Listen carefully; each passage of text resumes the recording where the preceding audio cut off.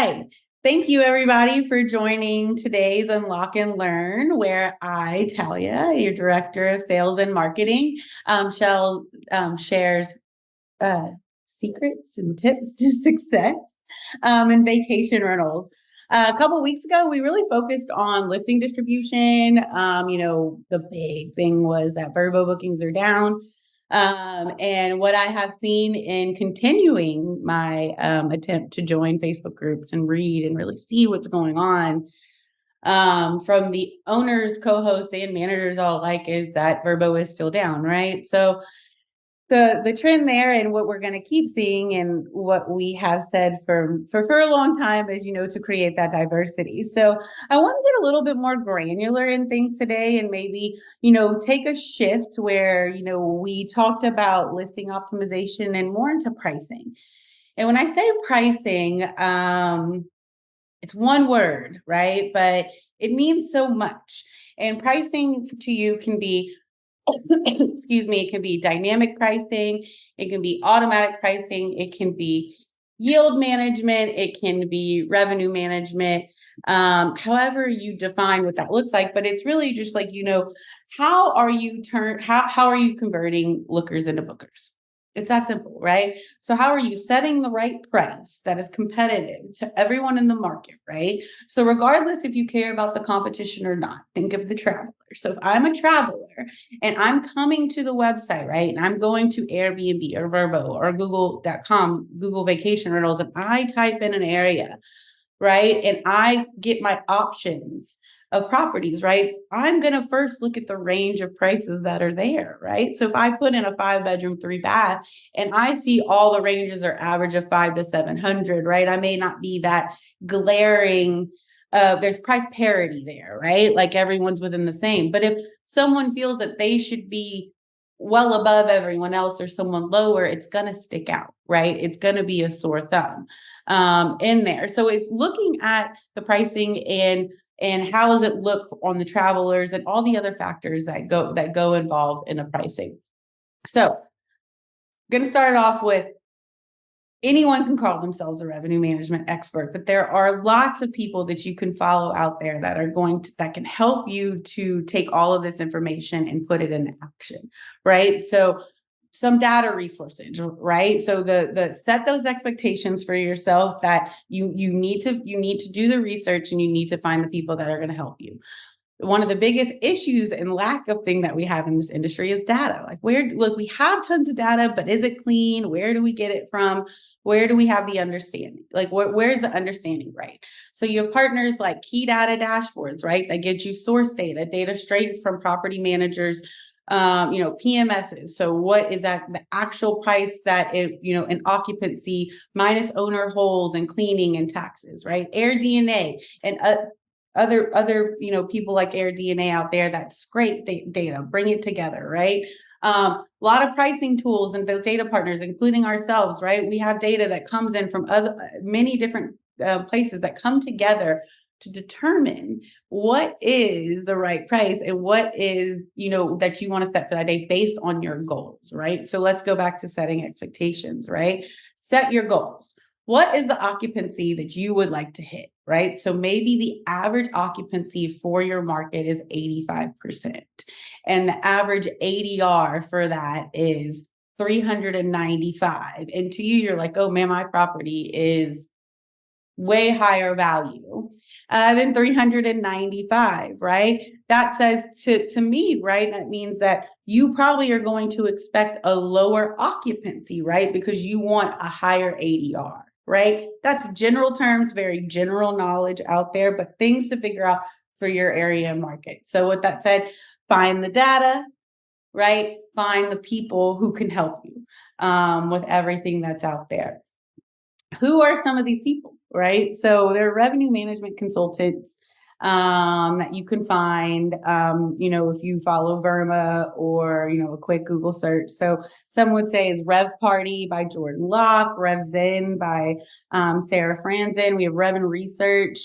And we have Angel Host, and almost every pricing tool out there has someone that they can refer you to if they don't already have some kind of consultants that can tell you where to go. What that being said is pricing and revenue management make your life easier. How do you make your life easier? So this is all a lot to take in. So one, automate it. Automate the pricing, automate the Airbnb, automate things to give you your research, but you're still going to have to just check on top of things. Find ways that make your life easier. Hosteeva, we have a built-in pricing tool. There's other pricing tools that connect to other softwares. That's step one, right? Understand what parameters you want to be in. Set your rules and regulations that need to be there. And then also allow some flexibility. So we'll pivot for a second to some tips and tricks. So a lot of boring stuff. Revenue management can be boring or exciting, or it depends on what kind of person or what day it is and what we want to talk about. But I talked to a revenue management friend of mine recently and said, if I were just, someone who felt like I had all my pricing tool was set up, my length of stay, my occupancy discounts or increases, everything is set up. I'm distributing everywhere. Like, what are some things I can just do to make some changes on pricing? So some fun tips that, he said was, things that end in 4 and 9 typically convert better, right? So if you think about it, right? So this would be manual. I don't know if you can do this automatically in pricing tools. Like I said, everyone can say they're a revenue management expert, right? But don't know everything in there. But going in and changing the end of the prices to 4 or 9. Now he told me that, and then I instantly went shopping and I saw everything in the store ended in $24.99. It was like an aha moment, right? Like it's really what comes to the eye and what helps for travelers. So that was a fun one. And then I asked him also, what are top 3 to 5 mistakes, right, that you feel people make, right? Because we talk to a lot of individuals of different, knowledge in pricing, right? But whether this is your home and you've done it before, or you were, a revenue manager at the Four Seasons, or, some hotels or Marriott or anything like that, right? It's changing. It's just changing year over year, and realizing that change and being aware of it. So top 3 mistakes he gave me is people having beliefs that aren't true, right? So just because April 17th sold out last year does not mean that April 17th is going to sell out this year, right? So realizing things like this, right? At a high level, which was kind of shocking to me, is being aware of the difference in weekend and weekday pricing, right? So I thought it was kind of wide known, of course, a weekday is cheaper than a weekend. And as someone who travels a lot and flies, that is also true in flights. That's where revenue management comes from. So realizing that, the value of your weekday is lower, and it's not always saying hey, man, I can't believe I'm going to charge somebody $500 for a Saturday, right? And then give it away for $80 on a Monday. But if you have a 3-night minimum and the total together totals more than what it would have if you've gotten nothing, it's making that decision, right? Also, last minute discounts. A lot of people think that we have short booking windows right now, which we do. If you look at the data, read a lot of things, we have short booking windows. But the question is what he said, he kind of brought out to me is, do we have short booking windows, or are we relying on last minute discounts so much right now in the industry that we are creating short booking windows, right? So make sure we're looking at our far out premiums and our last minute discounts. If you have really far out premiums, your far out premiums are very, very high, and you see yourself doing a lot last minute discounts, and you don't normally have short booking windows, right? Maybe it's time to go level out some of those far out premiums. And this was the last kind of, tip and trick and, thing he or mistake, we talked about was more time than not, far out premiums, they are least competitive when they can drive the highest ADRs.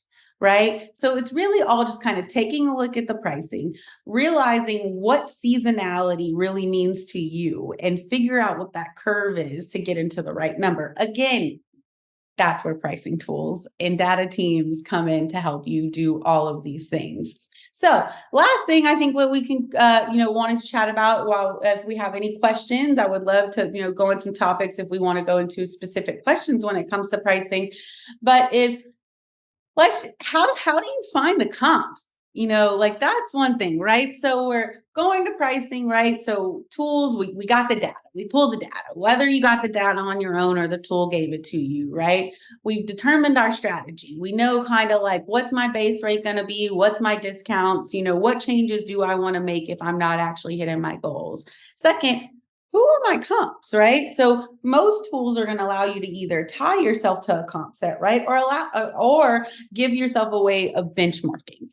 So there's two common practices when developing a comp set. So you're going to build that comp set basically that's going to help you look at what are the forward looking metrics, the rates, the occupancy, the ADR that we're assuming we're striving to be to. Right? We have that right there. Or we have the comp that is the historical comp set that is telling us how everything performed in the back end, giving us a guideline of how we are doing year over year. You go to the historical comp set, it's how you're going things off of. So I say this all the time, and I honestly feel like a parrot constantly saying this. But other people, you hear this all over. The historical data like that we once had before, it's still changing so much year over year. We really can't use it as a guide to tell us where we should be priced at, right? It's just there to tell us how we should be doing, right? So choosing under guidelines. So when choosing our comp sets, right, go to an area. So if you don't have a tool doing this for you, or key data, your pricing tool, someone going pull different comp sets for you, go to your area, right, and go put in the parameters of what your property and what you're looking at a comp set, right? So whether you go to Airbnb, Vrbo, Expedia, Google, I would suggest go to certain areas so that you can really dig into it, right? Let's go put in the filters of what your property is. So let's say we're going to have a 5-bedroom, 3-bath property in Galveston, Texas. Maybe you are on a certain area of the beach. So let's say Point West, which in Galveston is a popular area. So maybe I type in Point West, and that's like anything that comes up with the keywords of Point West. Then you start looking at the photo quality, the review score, the descriptions, and kind of see what of these things mix and align with the property that aligned with how your property is, or let's say you're a new owner, how you want your property to be perceived. Right. And you click those choose, and that's going to help you get to what the pricing should be. Right. So you can go look at, their cancellation policies, go play around with the date ranges, see the different pricing, see the cleaning fee that's on there, and see the different dips and ranges that they have.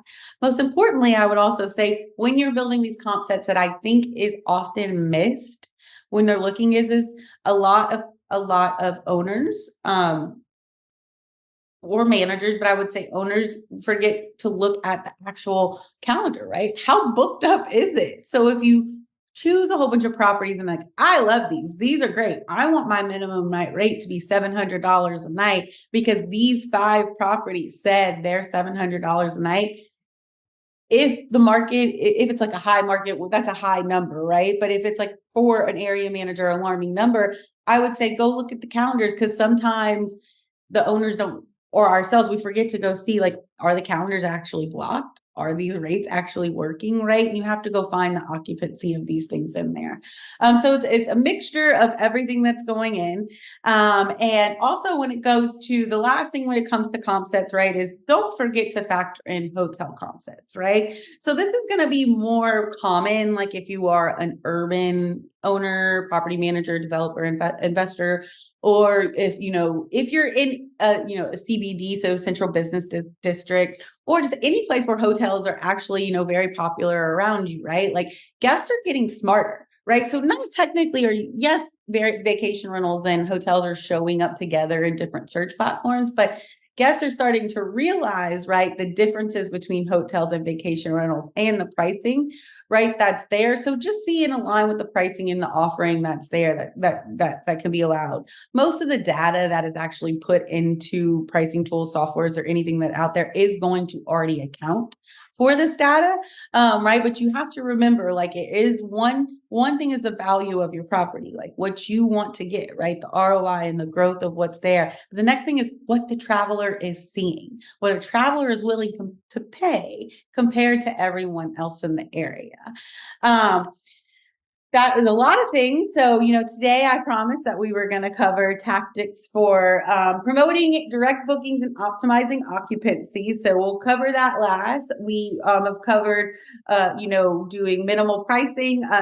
What pricing changes can you make to go make some adjustments to see, some fun changes. So that would be like, changing your numbers that end in 4 and 9. I would say also looking at your minimum night restrictions. So I know that sometimes this isn't always like available for you to have one night minimums, but one of my old revenue managers who was an old Vacasa employee, worked at Rented and many other places.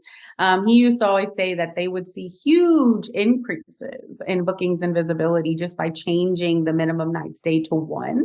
And it didn't mean that they were getting a lot of more one night bookings. It's just they were, for some reason, the algorithms, they were able to be seen more and they were just getting more visibility by having that restriction. But remember that there is a potential risk there, right? Like if you do get a whole bunch of one night bookings, do you have the operations and cleans to clean it? And then also allowing gaps. So most of pricing tools, including our pricing tool and softwares,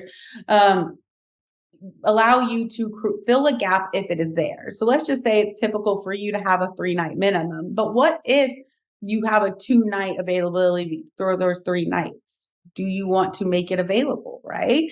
So creating those gaps and selling those orphan nights or in between nights that are there are very, very common things that you can do. So as we wrap up, I'm going to go ahead and do a couple tactics about promoting your direct bookings and optimizing your occupancy with a direct booking strategy. So previous to working at Hosteeva, I've done quite a few things, but one company I worked at that I love to get a shout out to is StayFi.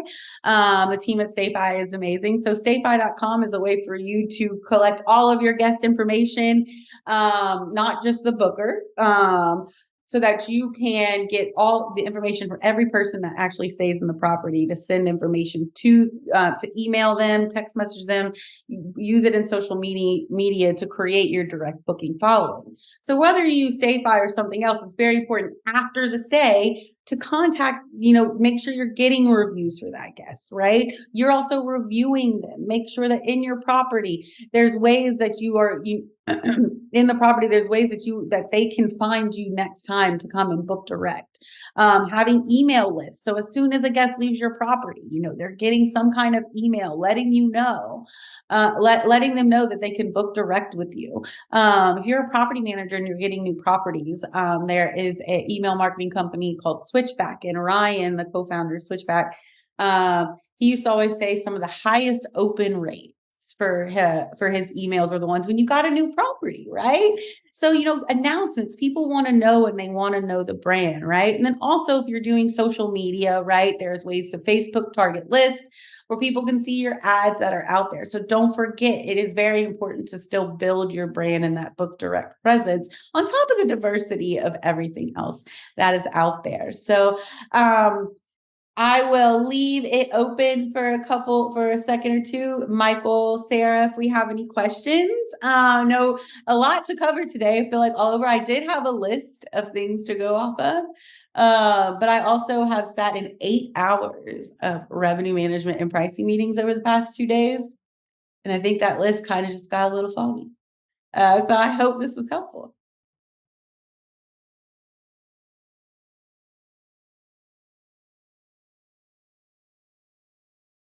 Awesome. Well, I believe we have no questions. I am so thank you everyone for, joining today, and thank you for the continued support for the Unlock and Learn. We would like to continue to uncover lots of secrets to success, right? And so dive more into pricing, listing distribution, cancellation policies, maybe professional photography versus not. What do you do whenever you don't have the photos? And that's all coming up in 2 weeks. So follow us for more. Thank you.